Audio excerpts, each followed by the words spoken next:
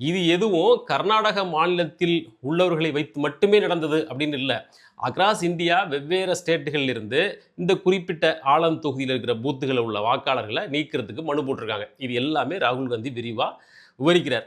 அதில் சில இன்ட்ரெஸ்டிங்கான ஃபேக்ட் என்ன அப்படின்னாக்க, உதாரணத்துக்கு சூரியகாந்த் அப்படிங்கிறவர் மொத்தம் 12 பேர்களோட பெயரை நீக்கிறதுக்கு அவர் விண்ணப்பிக்கிறார்.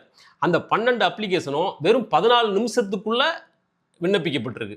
அதில் பபிதா சௌத்ரி அப்படின்ற லேடியும் ஒருத்தங்க, அவங்களும் அங்கே வந்திருக்கிறாங்க. சூரியகாந்த் வந்திருக்கிறார். 2 பேரையும் ஒன்றா மேடையில் ஏற்றி சூரியகாந்த் சொல்கிறாரு, நான் ஒரு அப்ளிகேஷனே இப்படி கொடுக்கலங்க.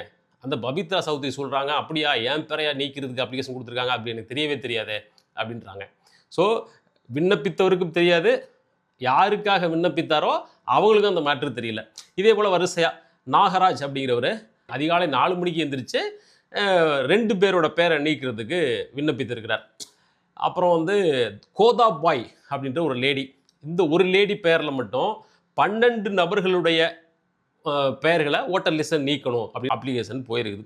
அவங்களே இந்த கோதாபாயையும் வரவழைச்சு ராகுல் காந்தி பேச விடுறாரு. அந்த அம்மா அதெல்லாம் எனக்கு ஒன்றுமே தெரியாது அப்படிங்கிறாங்க. அவங்க இந்த மாதிரி விவரங்கள் எல்லாம் தெரிந்தவர்கள் அல்ல. ಇಲೆಕ್ಷನ್ ಟೈಮ್ ಈಗ ಏನ್ ವಿಡಿಯೋ ನಾ ಅರ್ಜಿ ಹಾಕಿಲ್ಲ, ನನಗೆ ಅದಕ್ಕೆ ಸಂಬಂಧ ಇಲ್ಲ. ಅದು ಯಾರು ಹೊಟ್ಟಿ ಕಿಚ್ಚಿಗೆ ಯಾರು ಏನು ಹಾಕ್ಯಾರ ಅನ್ನೋದು ನನಗೆ ಗೊತ್ತಾಗಿಲ್ಲ. எல்லாம் காட்டி முடித்த பிறகு இதோட சம்மப் என்ன அப்படின்னு பார்த்தோம்னாக்க, இது எங்கிருந்து தொடங்குகிறது அப்படின்னு முதல்ல பார்த்துடலாம்.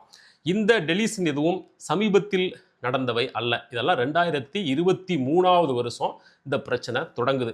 2023 கர்நாடகாவில் அங்கே இருக்கிற ஒரு பூத் லெவல் ஏஜென்ட்டு, ஒரு பிஎல்ஏ அவருடைய மாமாவோட பேர் ஓட்டர் லிஸ்ட்டில் இல்லை அப்படின்னு அவருக்கு தெரிய வருது.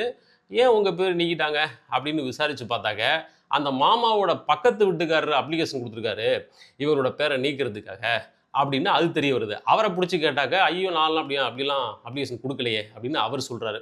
ஆக இந்த மாமாவுக்கும் தெரியல, மாமா பேரை நீக்க சொன்னால் பக்கத்து வீட்டுக்காரருக்கும் தெரியல. அந்த பிஎல்ஓவுக்கு ஷாக்கு. அந்த அம்மா காங்கிரஸ் கட்சிக்காரங்க இந்த விஷயத்தை கட்சியின் கவனத்துக்கு கொண்டு போனதும், அதுக்கு பிறகு ஓஹோ இப்படிலாம் நடக்குதா அப்படின்னு சொல்லி கம்ப்ளைண்ட் கொடுக்குறாங்க. கர்நாடக மாநில சிஐடி போலீஸ் வழக்கு பதிவு செய்து தேர்தல் ஆணையத்துக்கு விஷயத்தை கொண்டு போகுது. வழக்கமாக ஒரு பெயரை வாக்காளர் பட்டியலில் நீக்கணுன்னாக்க சம்பந்தப்பட்டவர் விண்ணப்பிக்கணும், அல்லது அவருடைய உறவினர்கள் விண்ணப்பிக்கணும். அவங்களுக்கு சம்மந்தப்பட்ட நபருக்கு ஒரு ஓடிபி வரும் செல்ஃபோனுக்கு, அதை என்ட்ரு பண்ணணும் அப்படின்னு ஒரு ப்ராசஸ் இருக்கு இல்லையா? இந்த மாதிரியான ப்ராசஸ் இருந்தாலும் கூட இந்த அட்டெம்ப்ட் எப்படி நடந்துச்சு, அதுவும் ஒருத்தர் 2 பேருக்கு நடக்கல, 6000 சொச்சம் பேருக்கு நடந்திருக்குது.